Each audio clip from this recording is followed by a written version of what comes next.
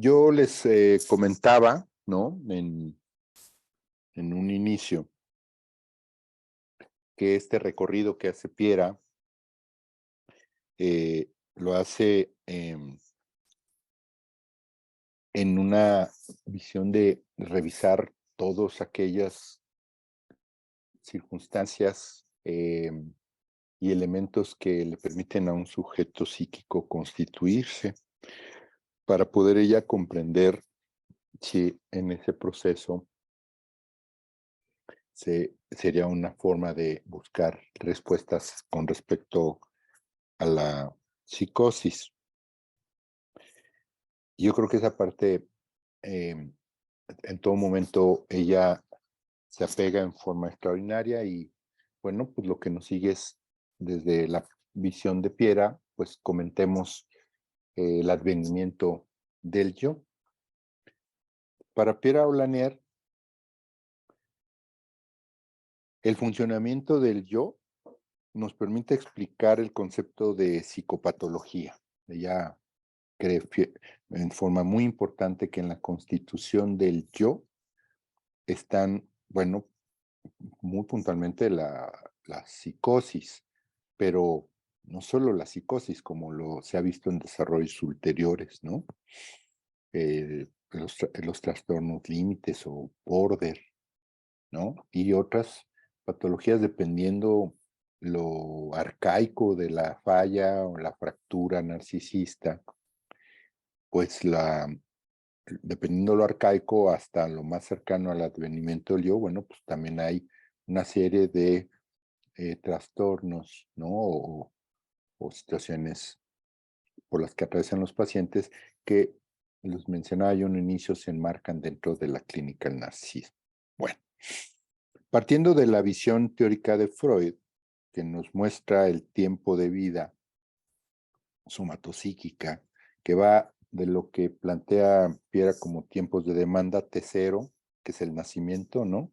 Del infancia, al T1, nacimiento del lenguaje, y que precede al advenimiento del yo dentro de este T1, al final del T1, y T2, bueno, este advenimiento del yo en T2, y la estructura identificatoria. También podemos reflexionar como tiempos que lo plantea Piera como referirse ya a los tiempos de la demanda. Las representaciones pictográficas, fantasmáticas e ideicas, es decir, proceso originario, primario y secundario, que acompañan a lo vivido, se dirigen al surgimiento del yo, que metabolizará las representaciones ideicas, algunas de las cuales se conservarán en la memoria que el yo guarda de su pasado. Hay un trabajo de Christopher Bolas, me acordé de una frase que él decía, que el yo es la memoria de la historia del sujeto, ¿no? Como ya lo hemos venido comentando, el sujeto, para fundar su historia se verá precisado a encontrar una vía y una voz, en este caso es la madre en su función de portavoz, que le posibilite pensar ese antes, pues el yo no está en posibilidades de representarse como su propio autoengendramiento, es algo que no puede engendrar su propio yo. Aquí invariablemente va a requerir de la madre en su función de portavoz. Lo propio del yo es advenir en un espacio y en un mundo cuya existencia le fue impuesto en la violencia primaria, en esta violencia estructurante del sujeto. Si el yo del bebé no se descubre como resultado de un deseo y de un discurso mantenido por sus padres, por esas voces que le preceden, lo llevarán a considerar su advenida, su llegada al mundo, no como producto del deseo de sus padres, sino que es un accidente, un azar, un error, que no debe nada a los otros que han vivido antes que él, que no ha sido deseado ni tampoco esperado, lo que pondrá en riesgo su psiquismo. Más adelante vamos a mencionar que para Pierre hay condiciones necesarias para la potencial psicótica, pero no necesariamente son suficientes. Entonces ahí también hay un concepto de suficiencia, ¿no? El yo debe bueno, perdón,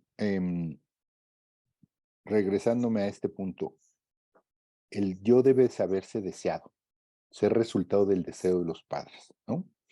Este ya ahí del yo, ¿no? De un tiempo vivido, es decir, ese bebé fue deseado, entonces ya hubo un ya ahí, ¿no? Que es aportado por la madre y el padre, es lo que le permite al yo poderse pensar y creer que posee su propia historia.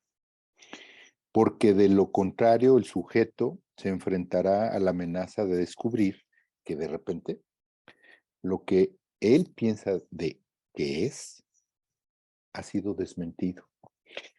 La importancia de esta congruencia de lo que el sujeto, el bebé, se piensa, debe estar reflejado también en lo que ve y recibe de los padres.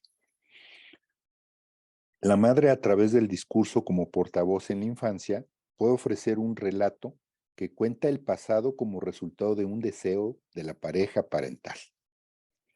O puede oír una historia dolorosa que lo identifica con lo que ha sido para los demás una causa de sufrimiento.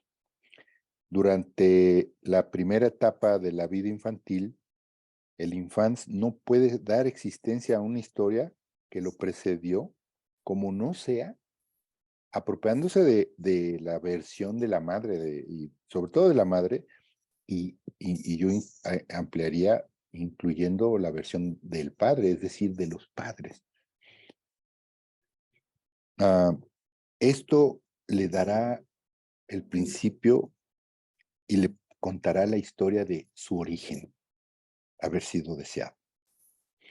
Con la relación al interrogante de los orígenes, para que el yo pueda formular el enunciado fundamental que le permite tener sentido su concepción del mundo, o sea, ¿por qué existe y para qué existe? Digo, no estamos en una reflexión filosófica, pero quise traducirlo así. Y su relación con deberá encontrar una respuesta que él pueda nombrar y catequizar en lo que se refiere a la causa de la existencia de su yo.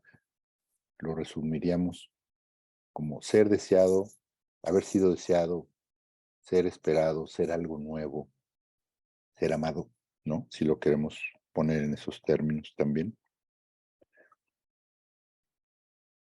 Y de no ser así, significa que para la madre, el yo del niño no es un yo, no le concede ni reconoce el derecho a un sistema de significación que no sea la simple repetición en eco de lo que la madre fue y es y desea que sea.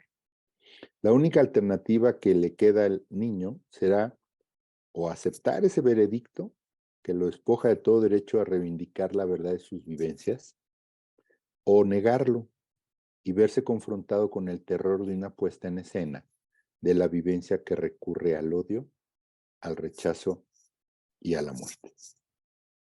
Con lo anterior, al considerar el tiempo del proceso de identificatorio que va del T1, ¿no? Del tiempo 1, del proceso primario, al T2, proceso secundario, que se desarrolla gracias a los sucesivos encuentros entre el yo identificante del sujeto y esos identificados placer, displacer, es decir, el cuidado materno, ¿sí? Que se deben respectivamente a la acción identificatoria del propio yo y al enunciado del otro, particularizando ese tiempo como la solución dada al conflicto que puede llegar a esos dos identificados. Este encuentro, ¿no? Esto que se mencionó aquí, Bueno, pues es esos cuidados maternos que invariablemente la madre viene identificando las necesidades del bebé adecuadamente, ¿no? Suficientemente, si me permiten usar un término winnicottiano, ¿sí? Y que le va dando ese sostén, ¿no? Siguiendo en esta reflexión con Winnicott, esa madre que no nomás da de comer, no nomás cambia al bebé, no nomás lo baña, no nomás lo arrulla, no nomás lo consuela, sino es fuente constante de placer, ¿sí? Esa mamá referimos, ¿no? Entre el nacimiento de cero, el proceso originario, luego el proceso primario T1 y el proceso secundario T2, existen fenómenos que exigen una modificación en la relación yo-realidad y en consecuencia en la realidad del yo con sus propios identificados, siendo dos los más determinantes. Pero en general, si recordamos el proceso originario, cuando los postulados, ¿no? Es que todo es autoengendrado, ¿no? Pues esa es una relación con la realidad. Si recordamos lo que se señala como postulado en el proceso primario, que todo es resultado del poder omnímodo del deseo del otro, ¿no? Pues esa es otra relación con la realidad. Y si nos vamos y recordamos lo que se señala en el proceso secundario, que la idea, el lenguaje, el pensamiento ya es independiente de la madre, esa es otra relación con la realidad. A esto se refiere eso, pero destaca Piera dos, dos los más determinantes. Empezaría por el yo del infancia al alcanzar el proceso secundario, el tiempo de la demanda 2, debe lograr establecer una ligazón, una catequización entre ese identificado con otro que concluye y estabiliza las posiciones ocupadas por ese. El yo infantil en su relación con sus padres y una posición futura que le permite el, el, el adquiera el concepto de temporalidad. Es decir, esta relación con los otros, por eso hablábamos que en el proceso secundario hay múltiples espacios, ¿no? Es decir, hay un mundo social más amplio que simplemente la mamá y el papá. Hay más, ¿no? La familia. Donde también Pierre, aunque no voy a tocar el tema en esta presentación, habla del contrato narcisista, ¿no? Donde le da la certeza al sujeto de pertenecer a un grupo y los beneficios de pertenecer al grupo. Claro, hay ciertas renuncias, ¿no? Pero adquiere los beneficios. No voy a tocar el tema del contrato narcisista, pero no quise dejar de mencionarlo, ¿no? Me quedé en esto de la futura posición que habla de la temporalidad, que será modificada de esa relación y será la precursora del proyecto identificatorio. Todos estos movimientos le van a permitir al sujeto, al bebé, a la bebé, llegar a lograr, ir logrando y avanzar en el proyecto identificatorio.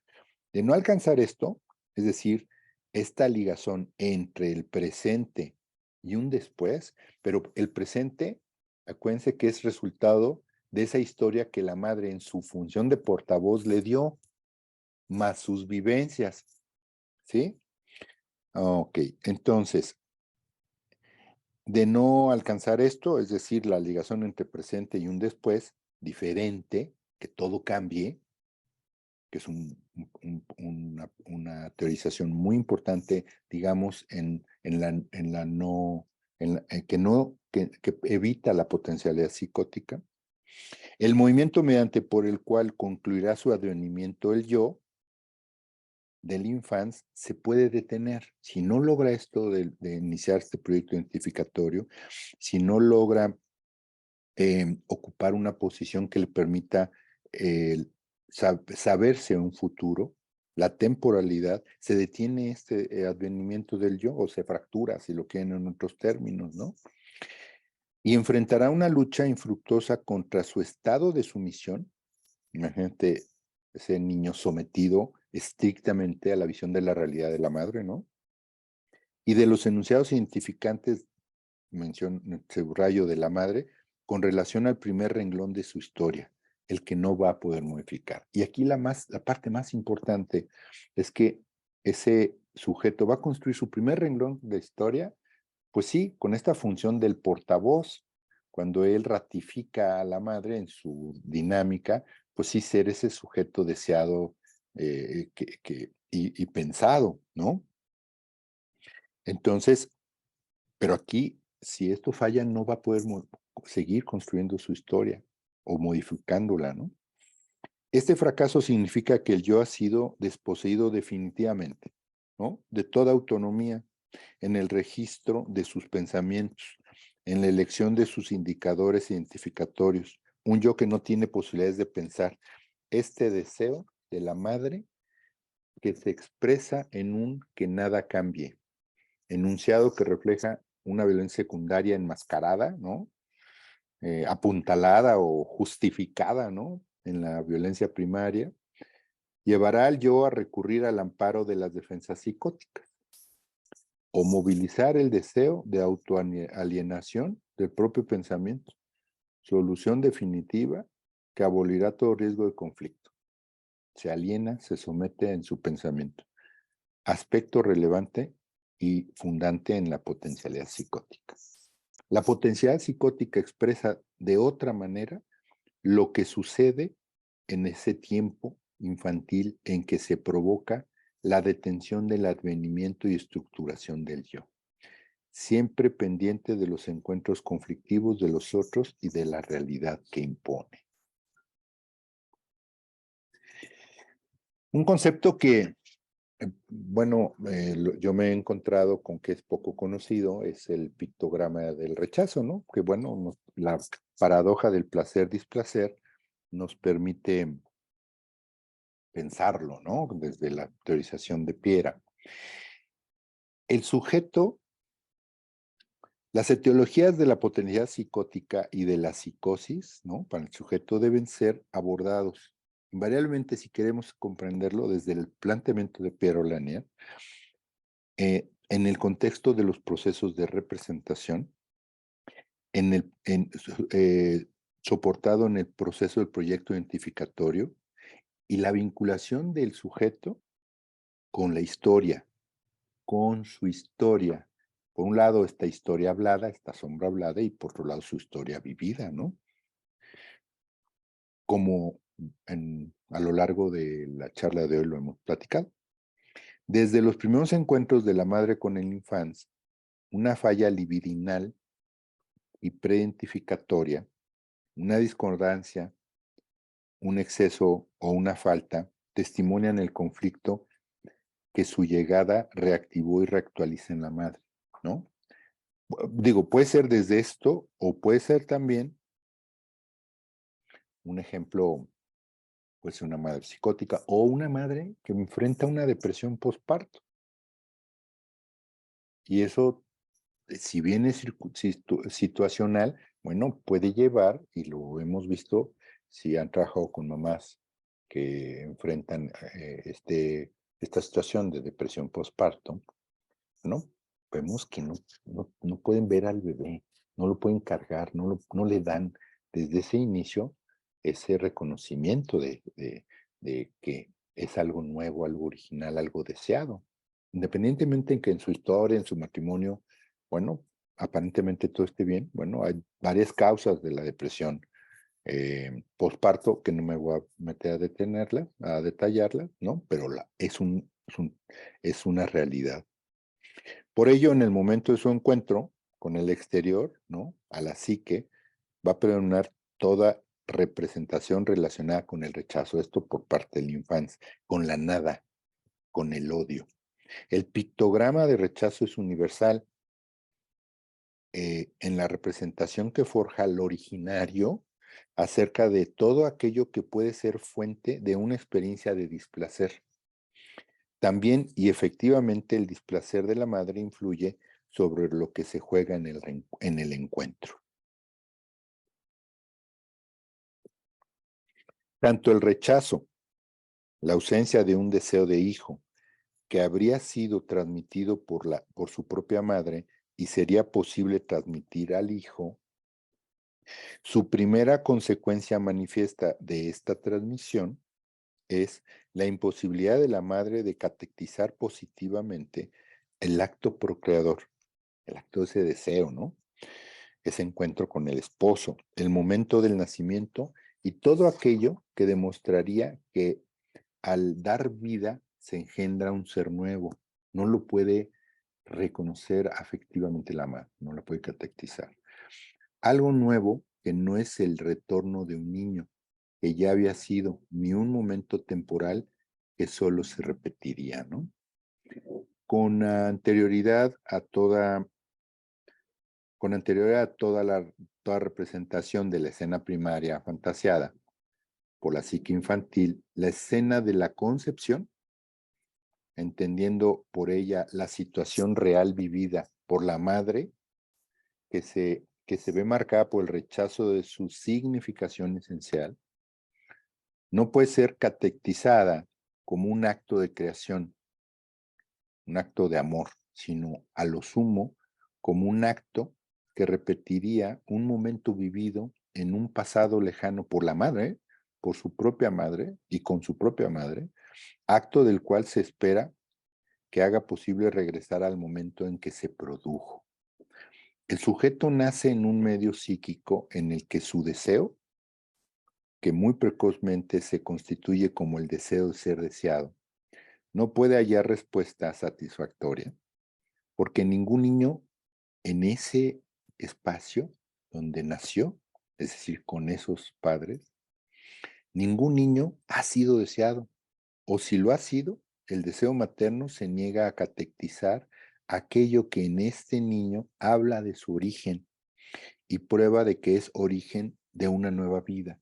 Yo tuve un paciente hace ya varios años que murió su hermano, que voy a dar un nombre ficticio, ¿no? Eh, Saúl. Y él nace a los 10 meses, a los 10 meses de la muerte de su hermano Saúl. Pues a él le volvieron a poner Saúl, ¿no? Me gustaría ponerlo como ejemplo, ¿no? Ah, el deseo de no, bueno, me quedé en este punto, ¿no? De una nueva vida, es decir, para este ejemplo, pues le hubieran puesto otro nombre, ¿no? Que lo hubieran reconocido como un ser nuevo, una nueva vida, una nueva creación, un yo diferente a ese yo de ese niño que murió. Bueno, esta dinámica relacional madre-hijo nos permite plantear que el pensamiento delirante primario, ¿no? Que es un intento de respuesta que elabora el infante, segundo, modifica la realidad de algo aprendido, ¿no? Referente a las experiencias que ha padecido e impuestas al infancia, básicamente en 3 encuentros primordiales que Piera destaca a lo largo de su obra. Al encuentro con una madre que manifiesta y expresa que la causa del origen del sujeto no es ni el deseo de la pareja que le ha dado vida, ni un placer de crear algo nuevo que ella podría reconocer y valorizar. 2.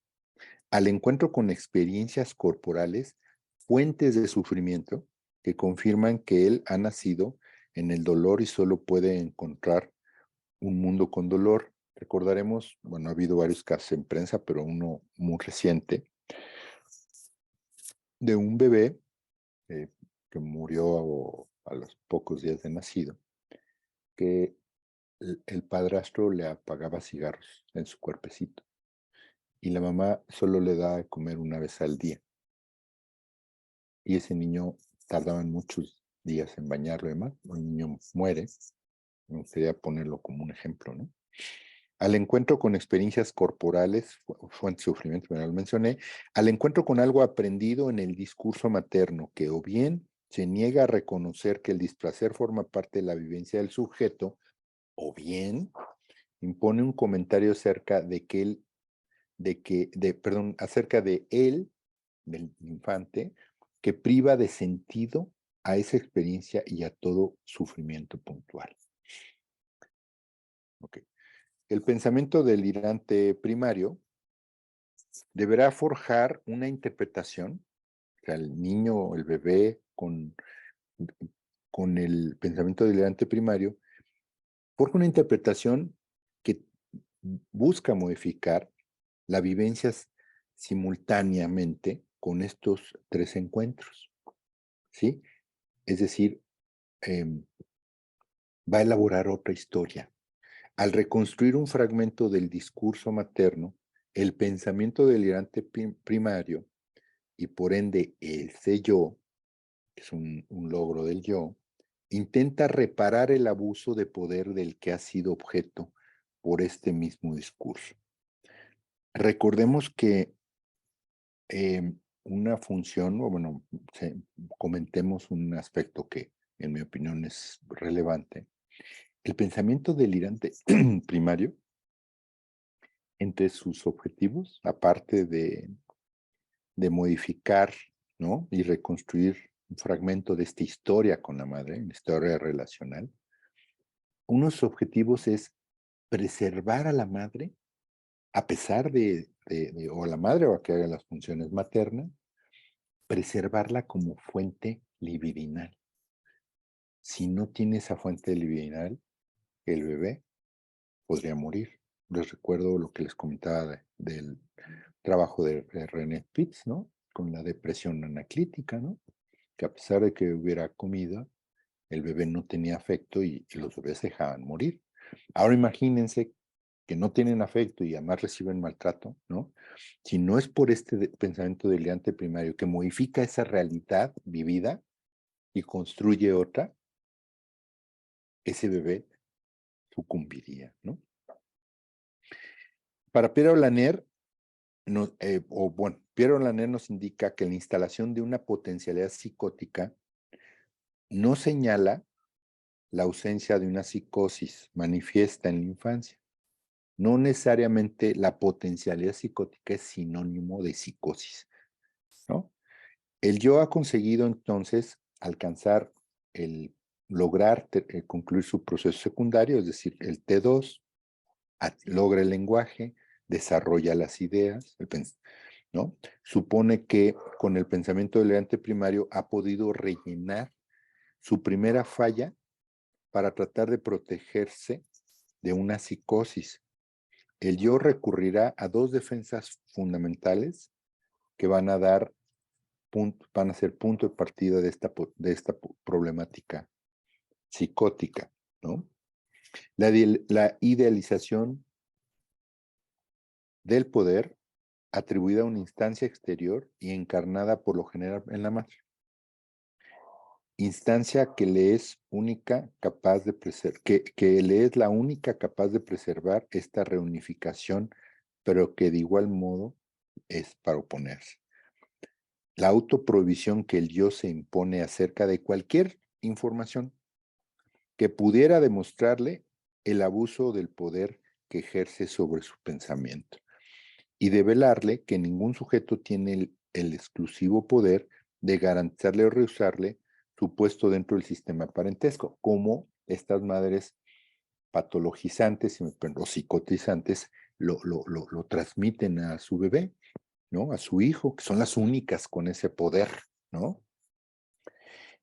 Ni el decidir sobre el movimiento o detención del tiempo, es decir, el saber un ayer, una historia pasada, un hoy y un pensar en un futuro.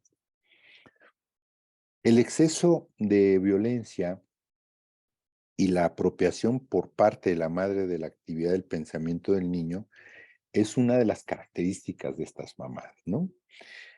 La interpretación de la violencia que el sujeto formula de esta violencia en la relación con el exceso de la violencia, o sea, de la violencia primaria y la violencia secundaria, de que ha sido responsable el discurso del portavoz, la madre, es decir, ha recibido por parte de la madre, y por lo general desde el discurso de la pareja y también en la violencia secundaria, también es un eslabón importante el padre, desde permitir, ¿no? Desde la negligencia de permitirlo o ser también un actor importante en esto, al retomar por cuenta propia la tarea del pensamiento.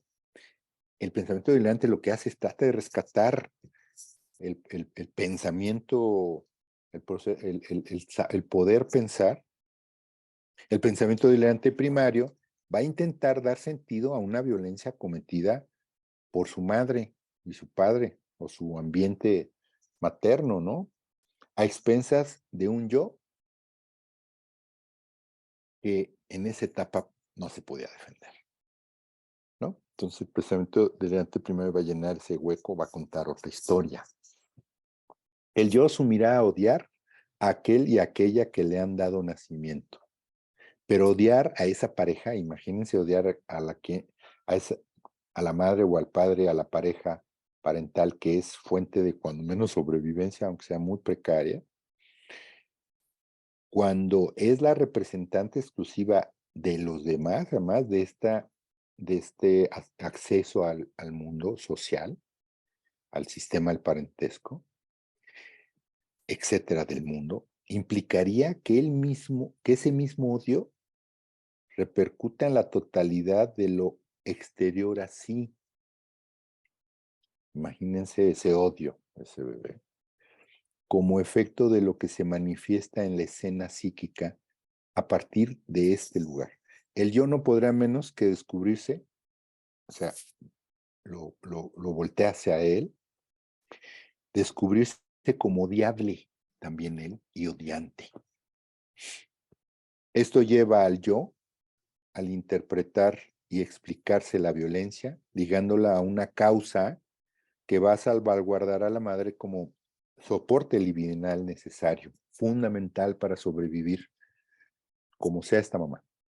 Tal es la hazaña que logra el pensamiento delirante primario, antes de que psicotice ese niño, excepto, me gustaría puntualizar aquí, hacer un comentario, excepto en el espectro autista, ¿no? Aquí no aplica lo mismo que en el espectro autista.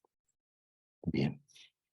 Para Peloner explica que, ella nos explica que al hablar de condiciones necesarias para una potencialidad psicótica, no se refiere a que sean suficientes para que ésta se establezca. En este sentido, en este intervalo, ella separa lo necesario de lo suficiente y sitúa lo que convierte a la psique, a la psicosis en un destino en el que el sujeto tiene un papel propio y no el resultado de un accidente sufrido en forma pasiva. Es decir, no es resultado solo de sus vivencias. También el sujeto tiene una parte importante en esto.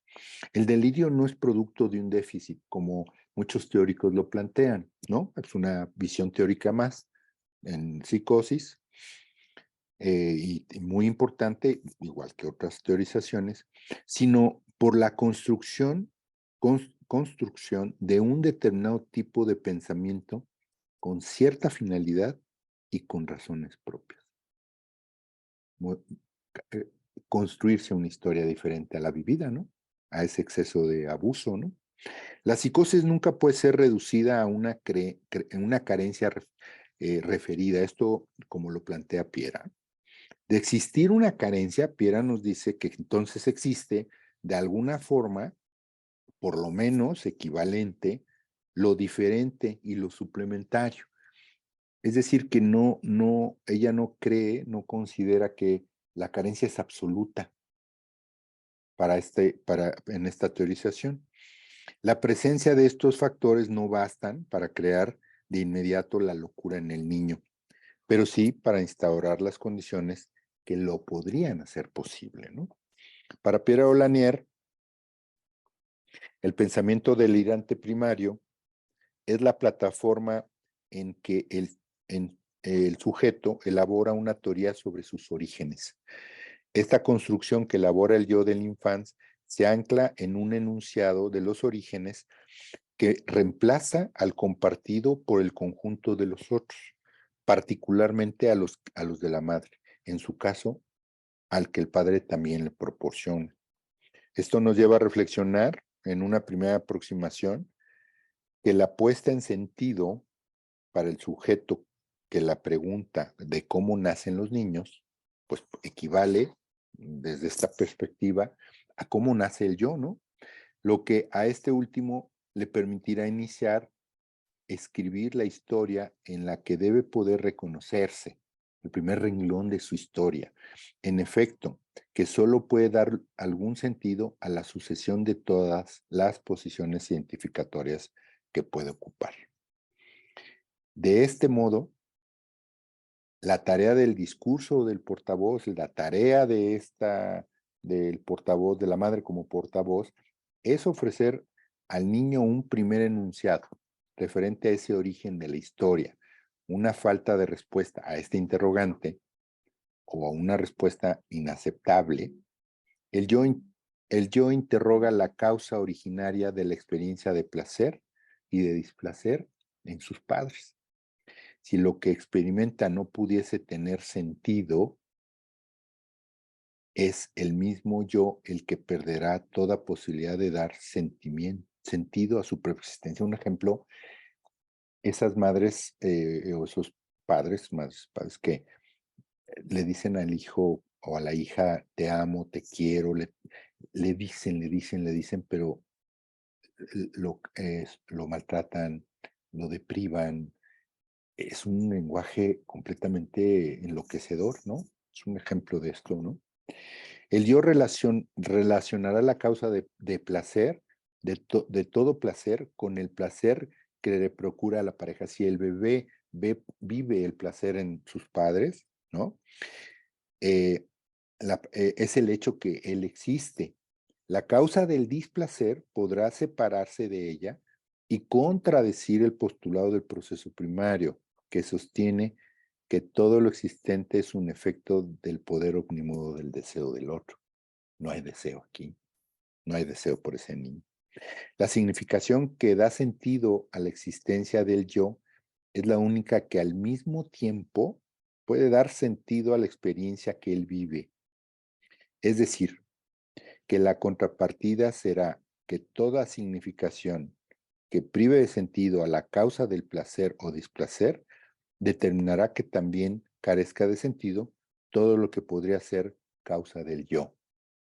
Afirmar al niño en el origen de su existencia, que se encuentra el deseo de la pareja y el placer que para esta constituye su nacimiento, es una proposición de la que el yo solo puede apropiarse, solo puede creerla, pues, a condición de que el placer ocupe un lugar en la relación hijo-pareja. No puede asumir, no puede apropiarse de algo que dice lo contrario. Placer en el momento de su encuentro mutuo, placer manifestado por el portavoz que denuncia esta proposición, que habla de eso. Placer que se espera que sienta aquel a quien a ella se dirige. También este placer que el bebé pueda vivir en la medida en que la madre en su función de portavoz así se lo transmite.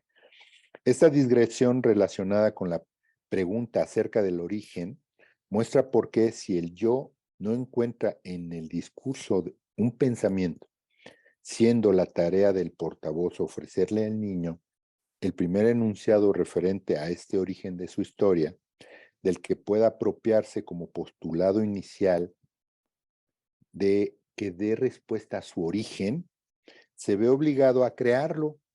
De no ser así, deberá renunciar a preservar un espacio psíquico en el que el funcionamiento sea posible. Es decir, es el pensamiento delirante primario el que va a evitar que caiga en esta situación, que su funcionamiento psíquico no es posible, que sería la psicosis. Es decir, si con el pensamiento delirante primario no logra lo anterior, entonces lo que viene es la psicosis. El yo solo puede tener acceso a la temporalidad si se produce desde el comienzo un entrelazamiento entre el tiempo y el deseo de sus padres. El origen de su historia debe coincidir con el origen de la historia del deseo. Para el psicótico, toda experiencia relacional es una tentativa de resolver un conflicto identificatorio, es decir, identificado de haber sido deseado y por lo tanto tener una historia que se sitúa en un tiempo y en un nivel más arcaico, en el deseo, en la causa de su origen y de su historia. De esta resolución dependerá la existencia del infante, del bebé y de su supervivencia. El discurso delirante primario es una elaboración del yo que produce enunciados sobre su origen, es decir, construye una historia. El pensamiento delirante primario es un pensamiento enquistado, no reprimido, que puede, bajo ciertas condiciones, romper las membranas e invadir el espacio psíquico. Es decir, no está sujeto al control de la represión, está ahí, y en cualquier momento puede detonar lo que se conoce entre, bueno, lo hablan mucho así los psiquiatras, un brote psicótico, ¿no? La potencialidad psicótica es una organización de la psique que, si bien puede no dar lugar a síntomas manifiestos, ¿no? Personas que aparentemente funcionan, se desempeñan en su entorno social, familiar, ¿no? Promedio razonable, ¿no?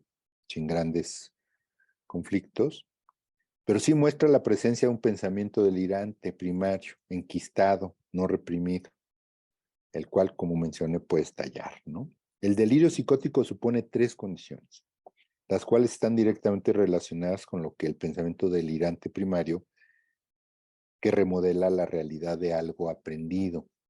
Él aprendió el dolor, pues lo va a remodelar con el pensamiento delirante, ¿no? Referente a las experiencias que le han sido efectivamente impuestas al sujeto en los tres encuentros que mencionábamos, ¿no? Y que concierne básicamente a lo siguiente. La primera reside en un encuentro entre el originario y la realidad exterior, que reafirma una presencia del pictograma de rechazo y del deseo de la autoaniquilación, del deseo del no deseo. La segunda condición establece una relación entre lo primario y los signos de la realidad, que justifican la importancia de los acontecimientos y de las experiencias reales impuestas al fantasiante.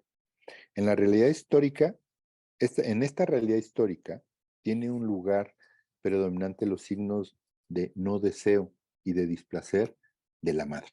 Estos dos primeros encuentros no bastan, de acuerdo a Piera, para que se instale la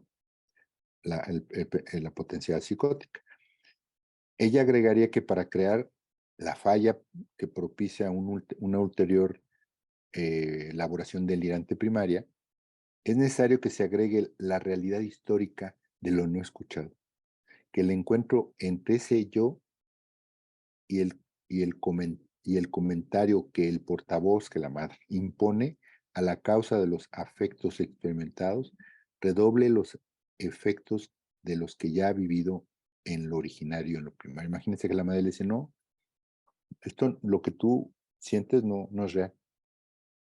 Te quiero, por eso te hago sufrir, por eso tu padre no te maltrata, te corrige, ¿no?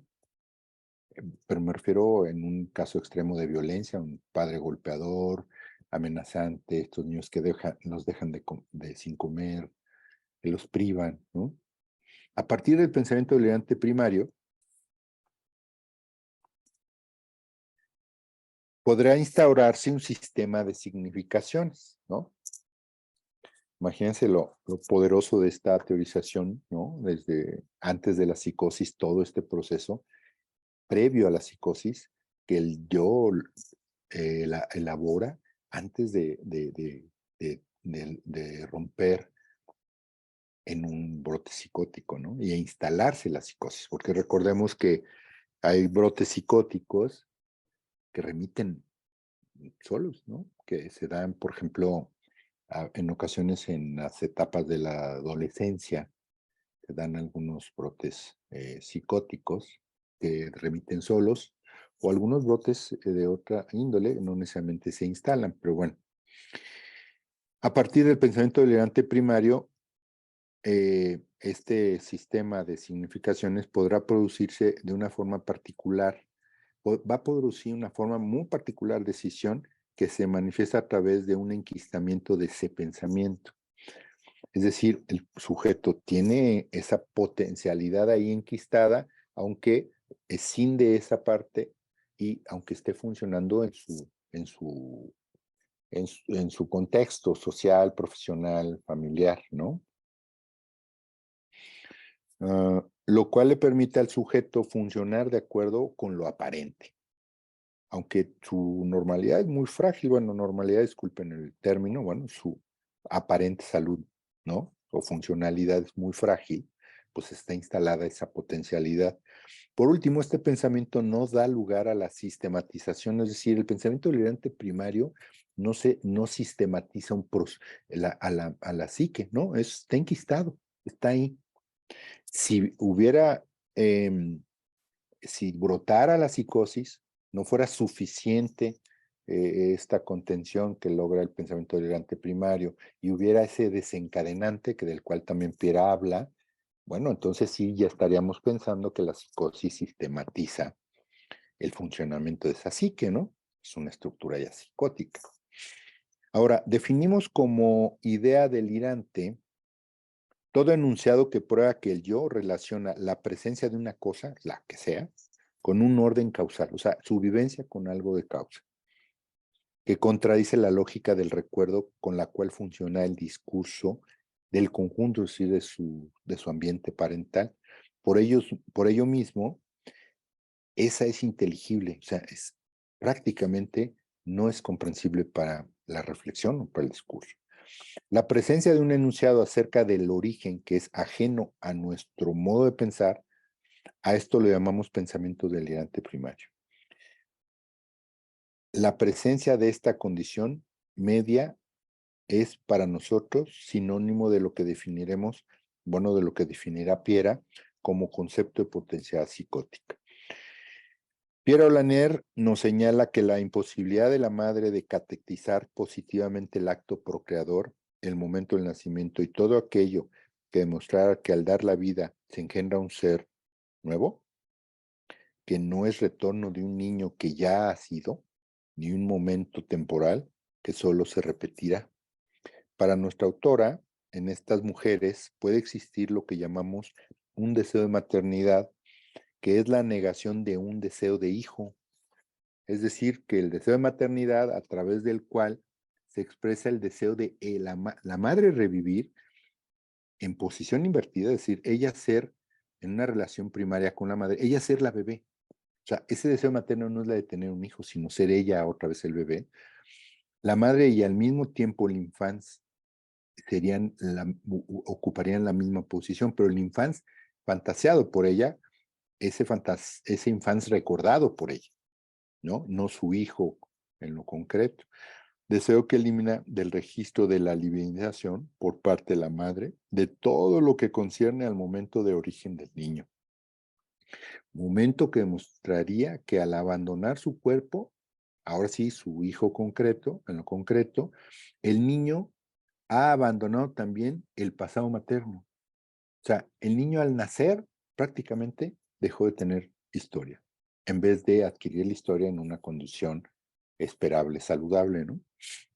Que en la sucesión temporal representa un punto de partida a partir del cual se organiza un nuevo tiempo. Ese bebé no va a tener temporalidad, ¿no? Estas madres no pueden reprimir una significación primaria de su relación con su propia madre, es decir, no están atravesadas por la represión. Ello les impide el acceso al concepto de función materna y a su poder de simbolización. Esta falla en la simbolización de la madre imposibilita al niño también en esta función el encuentro de un lugar en el sistema de parentesco, perturbando su acceso a lo simbólico. Recordemos también un poco este tema del cómo a través de el sistema de parentesco se transmiten todo lo que involucra el sistema de parentesco, ¿no? En un sentido como en el otro. Los sujetos psicóticos no tienen una historia que les han contado. Construyen esto con un delirio. Es muy difícil que el paciente tenga un relato de su historia. Se produce una mutilación de todo aquello que sea un signo de la singularidad de ese niño, de su tiempo, de su destino. En el encuentro del infans con lo exterior, a la psique, predominará la representación relacionada con el rechazo, con la nada, con el odio. No se trata solo de un discurso materno, no, no puede designar que no puede designar al deseo de la pareja como causa originaria del niño, sino que este discurso se negará a reconocer la existencia de un momento original en el que llegó al mundo. La madre manifiesta una conducta de captación del hijo, de apoderamiento del hijo, ¿no? Y de la negación del padre mediante un discurso que no proporciona al infante un enunciado acerca de su origen, ¿no? Estas madres o estas personas que hacen la función materna, ¿no? Que niegan al padre o lo devalúan constantemente. Y un padre que también se vive y actúa devaluadamente, ¿no? Se necesita esa otra contraparte, ¿no? Ah, en T2, ¿sí?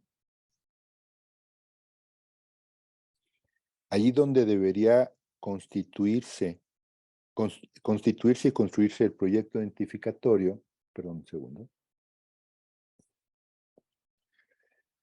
allí donde la idea de futuro debería permitirle al yo transitar una temporalidad organizada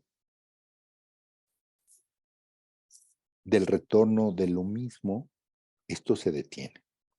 El tiempo en beneficio de la repetición de lo idéntico. La sombra hablada no anticipa al sujeto, lo proyecta regresivamente a ese lugar que el portavoz había ocupado, en un lugar en otra época, es decir, a esa historia de la madre, ¿no?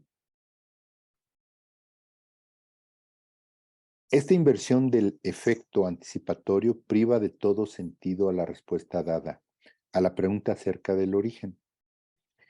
Para la madre, ese nacimiento no es un momento inaugural en el que surge una nueva vida, sino la repetición de una vivencia que ya ha sido producida. Para Pierre Olanier, nos indica que esta ligación entre ese vivenciar infantil potencialmente psicótico narra dos tipos de historias. La historia vacía,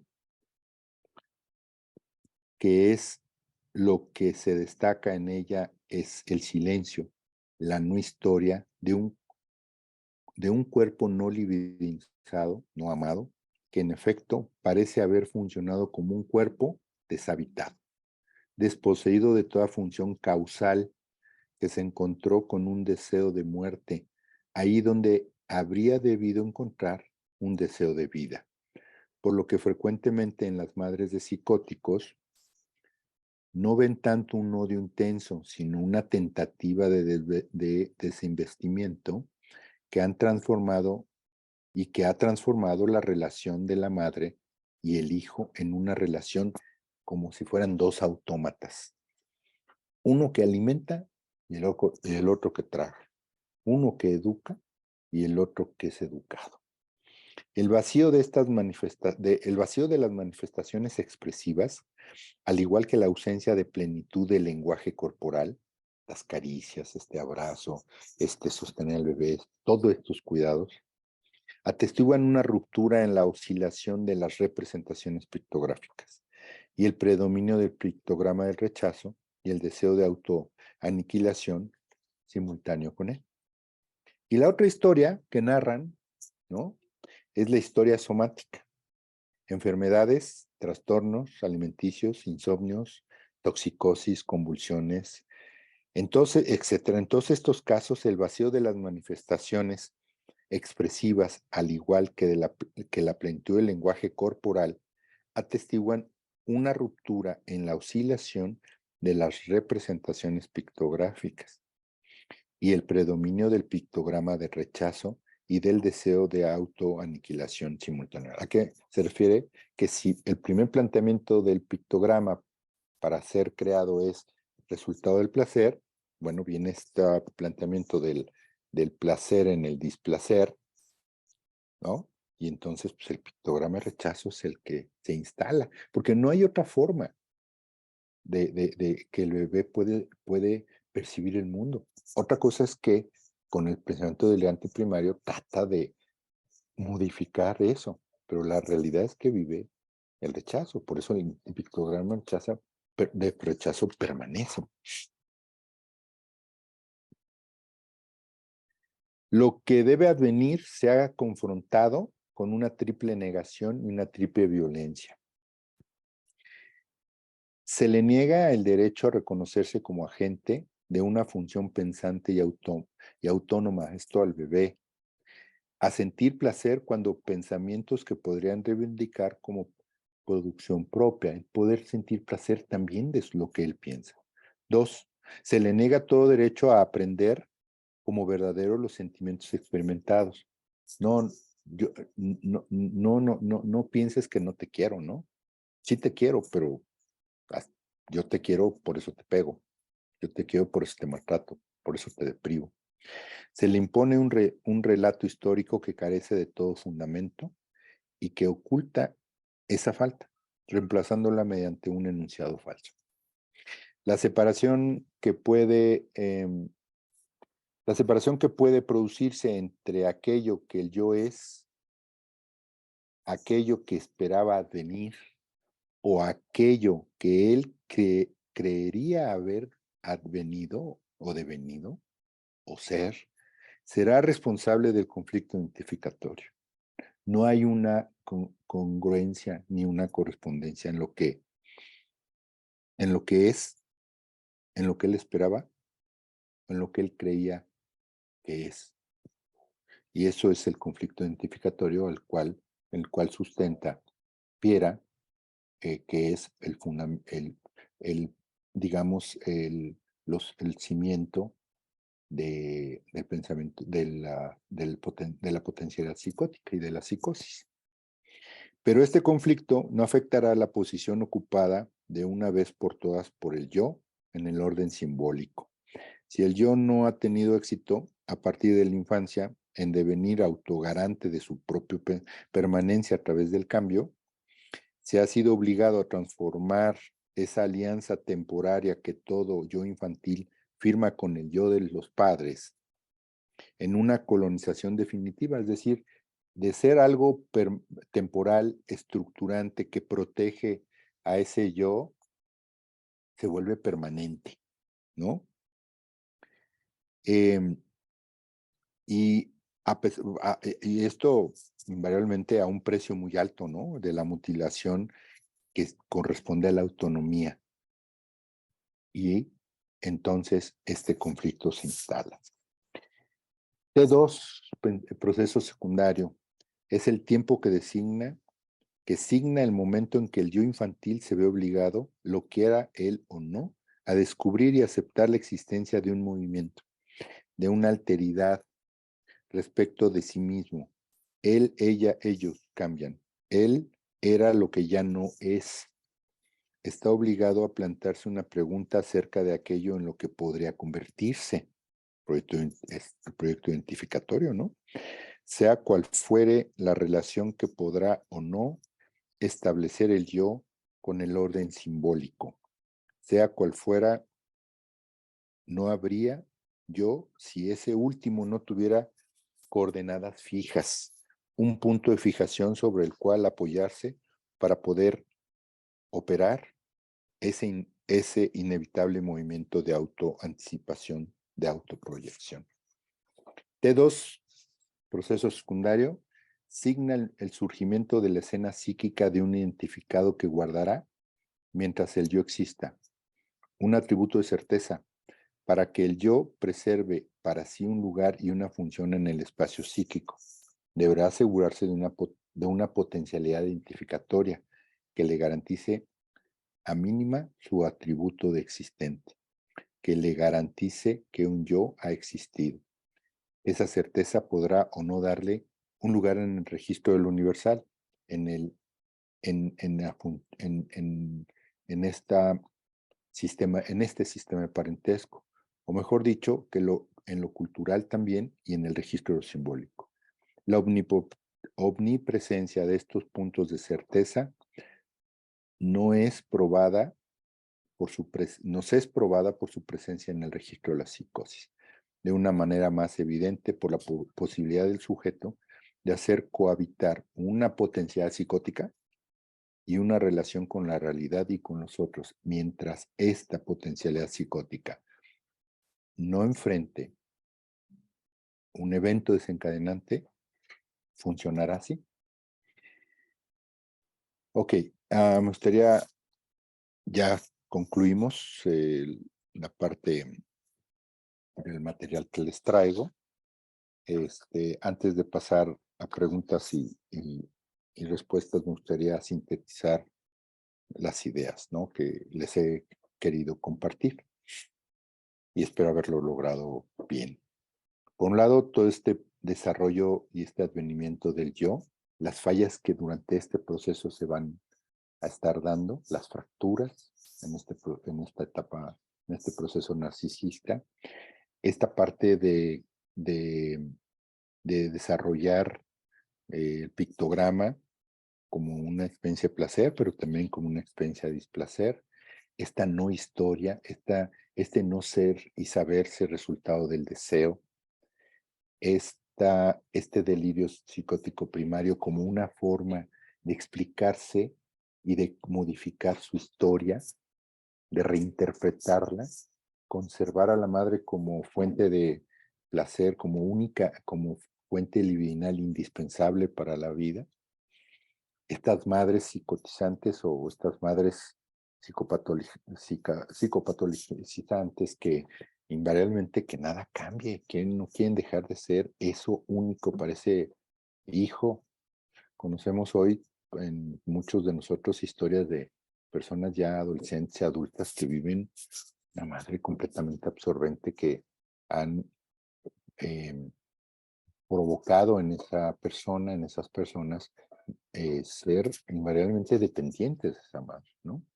Ahí vemos esas potencialidades psicóticas.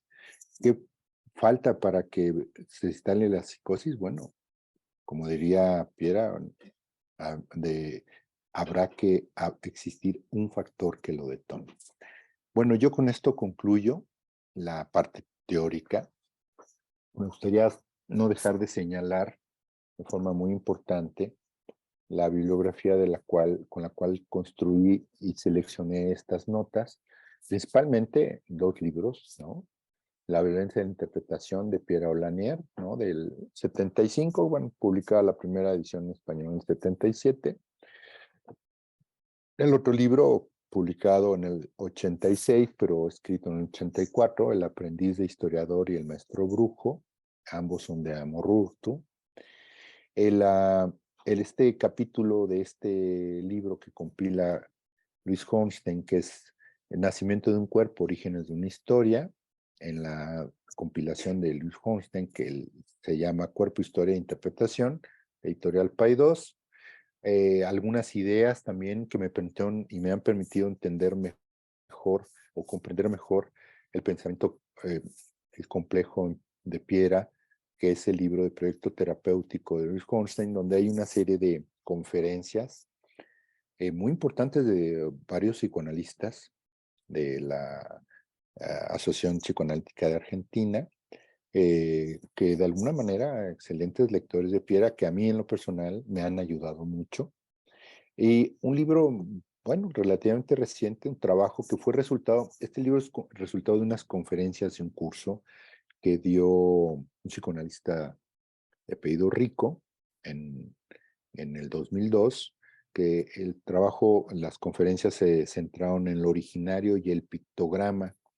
Esto es una revista de reciente creación física, aunque nace electrónica, editorial Bucamanga, que es la que arropa esta editorial, que la editorial sí que es un Politicom, esto con sede en Buenos Aires, pero nace primero como un esfuerzo electrónico.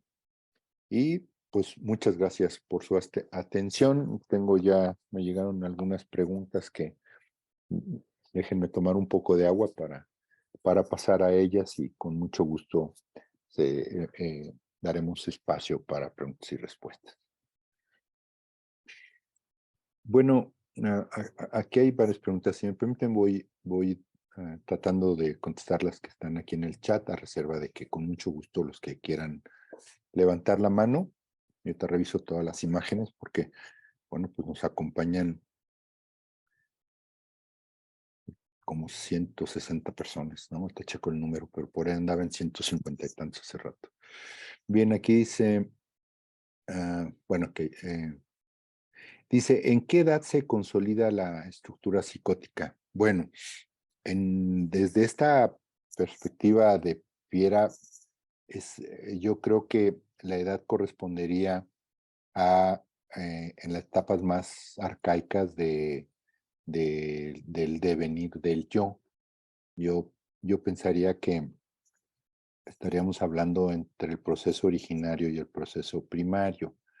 Si lo vemos en la teorización del desarrollo, advenimiento del yo por Freud, ¿no? Está la fase autoerótica y luego la fase del narcisismo trófico, que tiene todo un desarrollo, pues es en las etapas más primitivas del desarrollo narcisístico, ¿no? De esta construcción narcisista, del yo, de este narcisismo trófico.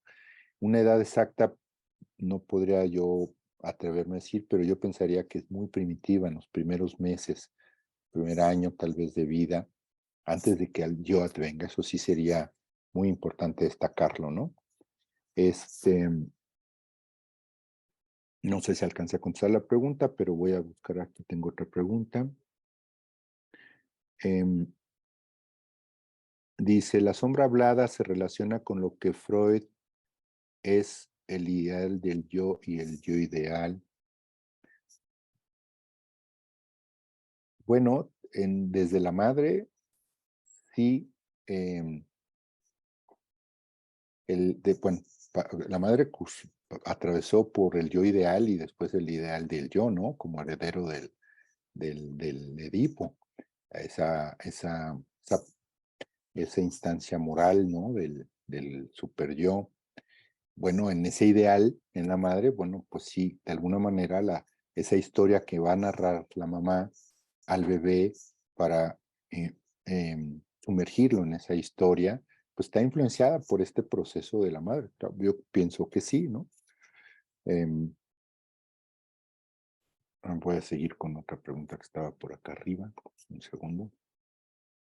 Ok, dice, y tengo otra pregunta que me llegó por el WhatsApp de dos participantes que me conocen y una que me gusta mucho, un tema que me gusta mucho porque toca a otros autores, pero en Piera es muy interesante. Dice, nos pregunta, Isabel, dice, pregunta, ¿el yo del bebé se constituye en el vacío?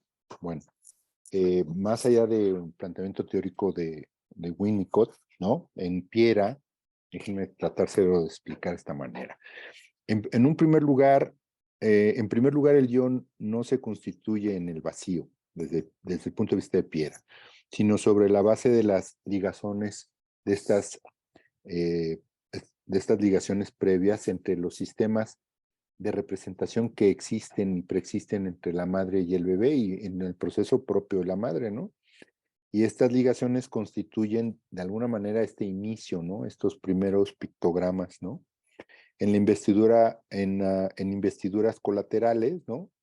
Y en un segundo lugar, en los comienzos de la vida, este yo no produce inhibiciones y propicia, digámoslo de esta manera, eh, lo que el bebé va adquiriendo poco a poco, pero desde esta perspectiva para Piera no hay un vacío. El bebé ya nace, cuando nace ya hay un bebé con un psiquismo en desarrollo, en un yo que se va a desarrollar, pero el planteamiento de Piera es que no parte de cero el yo. No sé si alcancé por ahí a contestar la pregunta. Y la otra otra pregunta que me hacen aquí en el chat es, pues estas mamás que enferman o patologizantes o psicotizantes, ¿qué características tienen? Bueno, pues Básicamente la falla fundamental es en la función materna, en esta interpretación de las necesidades del bebé. No solo eso, porque hay mamás que por circunstancias pueden vivir eso en un inicio, pero logran después esta dinámica con su bebé, y esto habla de su historia de hija, de bebé. Pero no, estas mamás que no solo no logran interpretar, no existe el deseo de hacerlo. Estas madres que pueden alimentar, arropar y una serie de cosas físicas en el bebé, pero no son madres que bañen con amor, con cuidados, con una historia, con un acceso a esa historia familiar, un acceso a esa historia del origen. Esas mamás que no le dicen al bebé lo que significan para ellas, ¿no? Recordemos que hemos vivido seguro, muchos de nosotros, esas mamás en el sentido saludable, ¿no? Que les dicen a su hijito o a su hijita, eres igualita a mi mamá, a mi abuelita, a tu tía, toda esa parte que tiene que ver con el sistema de parentesco, madres que no aportan eso como a su bebé, no son portadoras de esa historia, son madres. Bruno Beltenhem en un libro que se llama La fortaleza vacía, elaboró un concepto un poco duro y muy criticado cuando hablaba de autismo, habla del autismo, orígenes y causas del autismo, elabora un concepto que le dice la madre refrigerador. Bueno, son esas madres frías, ¿no? Que no transmiten, que no libidinizan, que no logran hacer sentir amado a su hijo. Yo creo que sería una de las características. A ver, déjenme seguir viendo aquí las preguntas. Un segundo, porque ya pude mover el chat. Ok.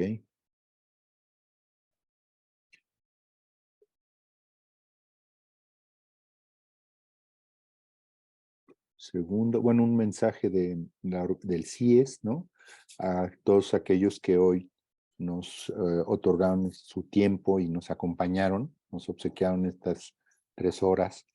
Bueno, al finalizar va a haber una liga, al finalizar el evento va a haber una liga para que puedan descargar su constancia de existencia, ¿no? Bien, dice, depende del momento psíquico del sujeto, a veces si el delirio tiene como sede el cuerpo. A ver si logré entender bien la pregunta, y comentarlo. Para Piero Lanier, esta parte del cuerpo es el cuerpo, cuando ella construye toda esta teorización sobre el cuerpo relacional, el yo cuerpo, eh, previo a un yo concluido, bueno, digamos estructurado, yo creo que nos hace pensar en la importancia de lo que el cuerpo recibe, lo que el cuerpo interpreta, lo que el cuerpo metaboliza, y empiezan este nacimiento de la vida psíquica, estos primeros registros en los pictogramas. Yo creo que sí tiene una gran relación, el momento psíquico del sujeto, ¿no? Dice, y a veces si el delirio tiene como ser el cuerpo, yo pensaría que sí. De hecho, bueno, todo este trabajo de la psicosomática que profundiza muchísimo más en esto, pero yo creería que desde la teorización de Piera, sí, sí, comparto ese punto. Y gracias, doctora Alquicira. Dice, gracias, actualmente Cintia, me parece que se llama, ¿sí? Señorita Cintia. Dice, gracias, actualmente existen diversas constituciones, constituciones de familia en el contexto. Esto modifica colectivamente la constitución del yo. Si se refieren si la pregunta, si la entiendo bien, se refiere a estas nuevas realidades de las nuevas, digamos, modalidades en las familias. Bueno, yo creo que lo que va a modificar la constitución del yo, del sujeto, pues es su historia libidinal. independientemente de cómo esté constituida la familia, en términos, eh, déjenme usar la palabra saludable, ¿no? No importa que sean parejas, eh, eh, padres o madres homosexuales, no importa. La historia libidinal de ese bebé va a ser la que va a dar como resultado esa constitución del yo, independientemente de cómo esté constituida la familia. De alguna manera, si es monoparental, en el caso de mamás solteras, bueno, el rol y las funciones, el rol paterno, también hay otros actores en las familias. Si en términos absolutos careciera, bueno, hay una teorización en el caso de que son madres que crían a sus hijos solas, completamente solas, sin imagen paterna y demás, y sin presencia de una imagen de padre. Parece ser que hay unas teorizaciones que sí incide en el concepto de femineidad, en el desarrollo, del cual no estoy muy profundizado en el tema, pero he escuchado en ese tema podría ser un poco sí, no sé qué tanto eh, no permita un yo saludable, pero yo diría que es básicamente la historia livinal, independientemente de la constitución de la familia. ¿Qué pasa si la mamá no está presente y es decir, fallece? ¿Por qué tiene tanto peso el papel de la madre? Más que la mamá, y yo quisiera ser justo, ¿no? En la expresión, es quien desempeñe la función materna, quien sea, ¿no? La mamá biológica o no, puede ser la abuela, la tía, etcétera. En realidad, digamos, la importancia, la trascendencia, más que hablar de peso, la trascendencia está en quien desempeña la función materna. En febrero, si no mal recuerdo, el 25 de febrero, hubo un encuentro de estudiantes de psicología en el CIES y una mamá de una alumna, eh, eh, ante varias ponencias que hubo, eh, se levantó la mano y dijo, oigan, ya, párenle, ¿no? Estar en contra de la mamá, ¿no? No se vale, no es justo, y empezó, pues en su justo derecho, a hacer esos comentarios en su derecho de réplica. Entonces, eh, uno de los coordinadores del encuentro y y dos coordinadores del encuentro, le aclaramos a la mamá, o le ampliamos la información, pues, entendimos ese malestar, ¿no? Ahorita me acordé de una caricatura buenísima, o sea, se las comparto. Y pues le explicamos que no es la mamá, sino la función materna, pero además le explicamos por qué. Porque son esos momentos primordiales del desarrollo de esa bebé o de ese bebé, de ese infancia, que pues es quien hace la función materna, la que le va a dar no solo comida y no nomás lo va a cambiar y bañar y proteger, sino le va a dar ese afecto, ese amor, le va a dar ese abrigo, ese sostén, ¿no? Ya uso a varios autores de aquí con esas expresiones, pero este, no sé si alcancé a contestar, Andrea, si alcancé a contestar la pregunta. Luego, aquí tengo otra pregunta. Dice, ¿cuáles son las condiciones suficientes y necesarias para que se constituya una psicosis? ¿A qué se refiere la diferencia con potencialidad psicótica? Bueno, la potencialidad psicótica es previa a que se desarrolle la psicosis. Las condiciones, por un lado, son las que en la teorización de Piera nos describe, esta historia libidinal, estos pictogramas de rechazo, esta necesidad de modificar esa historia de sufrimiento, esa historia que es que el saberse que no es resultado del deseo. Entonces, la potencialidad psicótica, esas condiciones son las que van a ir eh, permitiendo la constitución de la potencialidad psicótica, pero no son suficientes. Debe haber invariablemente algo adicional que está en el sujeto, no tanto en esta interacción de la vivencia con la mamá, que va a hacer lo que va a hacer la diferencia y se va a instalar enquistadamente la potencialidad psicótica. Y la diferencia con la psicosis, Bueno, pues la psicosis es cuando ya está este yo desestructurado se manifiesta, ¿no? En la psicosis ya se instala pues un cambio sustantivo con la realidad, ¿no? El psicótico, recordemos que, bueno, que los psicóticos, bueno, rechazan la realidad y construyen otra, ¿no? Entonces, cuando rompe este punto de este equilibrio frágil, pues se daría eso, ¿no? Dice, ¿el yo puede transformarse y ser funcional? Bueno, yo creo que un psicótico, ya una estructura psicótica, puede lograr algún, si no es una esquizofrenia del origen de la psicosis, o otra causa orgánica, que la esquizofrenia es, se deteriora constantemente en las personas, es progresiva y no tiene reversa, ¿no? O alguna otra causa orgánica, bueno, si no es esa, si es vivencia, si es resultado de esta forma en que lo explica Piera, de la historia libidinal, bueno, el sujeto puede lograr, ¿no?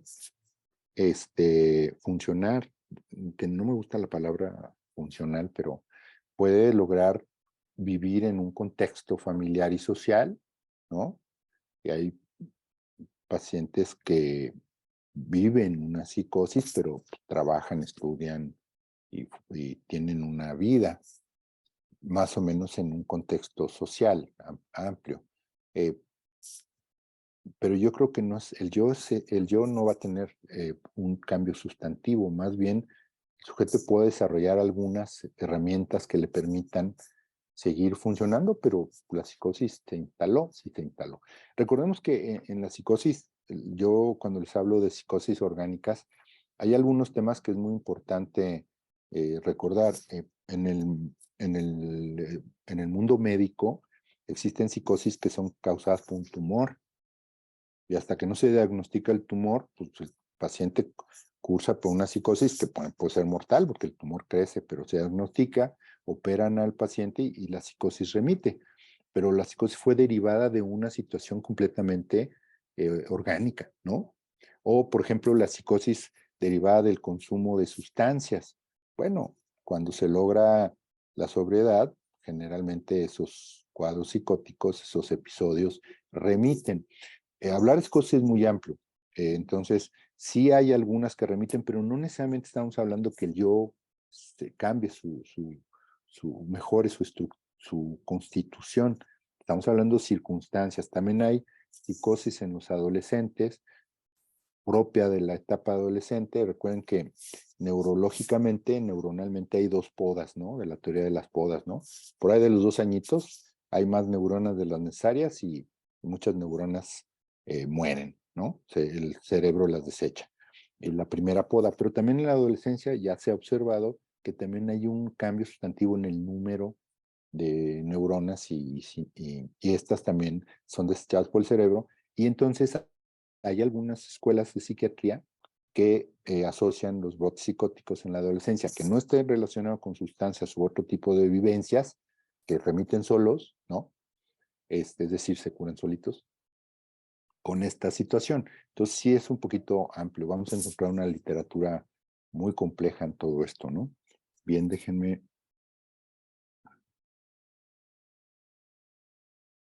Dice, Ricardo Cruz dice, me parece que hay que retomar la idea que justamente hablamos de una estructura, sí, la estructura psicótica, lo cual nos puede referenciar, me supongo que decía, que a diferencia de las estructuras que tratamos por lo general hoy en día, comunican la necesidad de crear una realidad que no le es nueva al displacer total.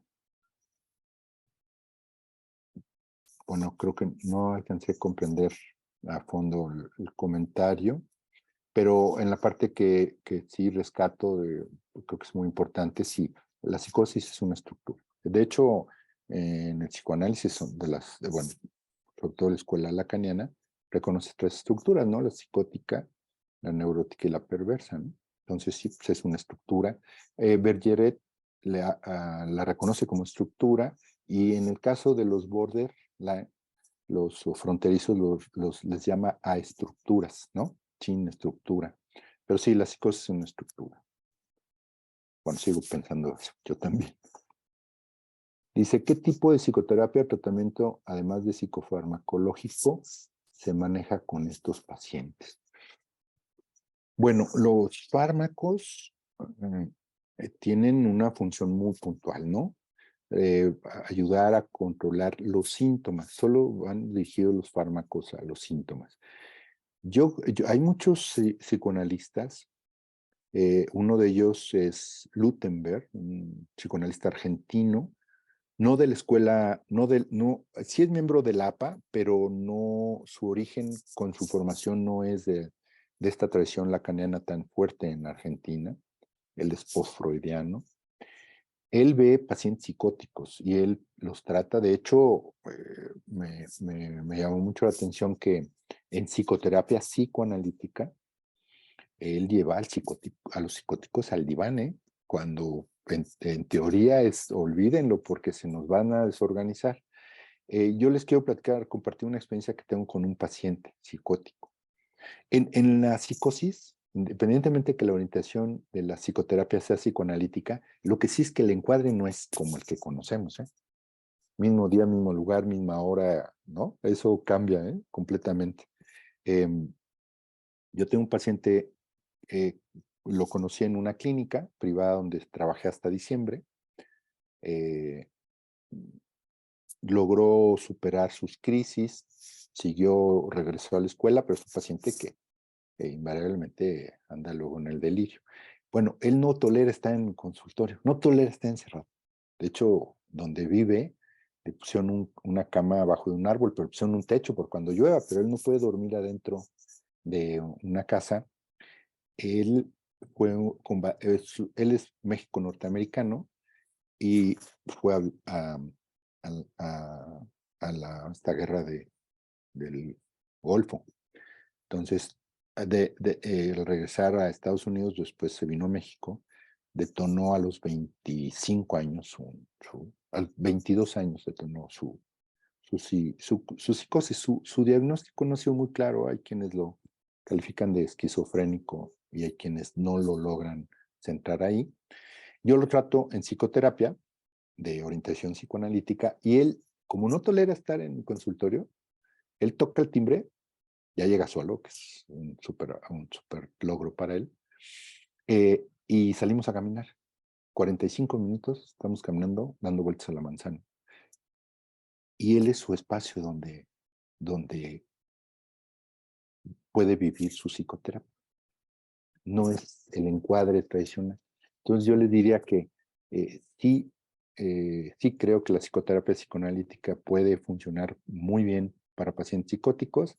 Bueno, Lacan, ¿no? Con Aimé, ¿no? Su caso emblemático de su tesis doctoral, era una paciente psicótica, ¿no? Que por cierto fue la mamá de Diderot, un psicoanalista francés también muy importante. Bueno, pues él la trató con psicoterapia y en lo que él describe, bueno, la paciente regresó a una vida con muchas posibilidades de desarrollo, de estabilidad emocional, ¿no? No sé si alcance a contestar la pregunta, pero bueno, resumiendo, los fármacos tienen un uso específico, ¿no? Y es atender básicamente los síntomas nada más. Bueno, pues yo con esto concluyo. No sé si por aquí haya manos levantadas, que no me he puesto a ver. Pues no, creo que alcancé a leer todas las preguntas. Casi todas, creo que no leí todas, pero casi todas. No sé si alguien quiera comentar algo, si no, pues pues yo les agradezco muchísimo su paciencia. Lo único que quiero decir es agradecerle, Enrique, su excelente exposición. Estuvimos muy pendientes de todo el desarrollo y muchas gracias porque seguramente va a ser muy útil para todos los concurrentes de todas las personas que estuvieron escuchándote. Muchísimas gracias y estaremos siguiendo todo este proceso de los cursos dominicales. Y bueno, ya la doctora los ha invitado para que vean qué es lo que ofrece la institución. Yo creo que es muy importante que puedan entrar a la página y ver estos aspectos. Pues Enrique, nos vemos y para todas y todos agradecerle su asistencia y esperamos seguir en este proceso de difusión de las diferentes disciplinas que estudian la mente humana, desde la psicomotricidad, desde el psicoanálisis, tomando en cuenta siempre que somos una entidad biológica que es producto de la naturaleza, pero evidentemente con todos estos aspectos que nos ha planteado el ponente en esta ocasión. Pues hasta luego y que pasen un muy buen fin de semana y nos seguiremos viendo. Hasta luego.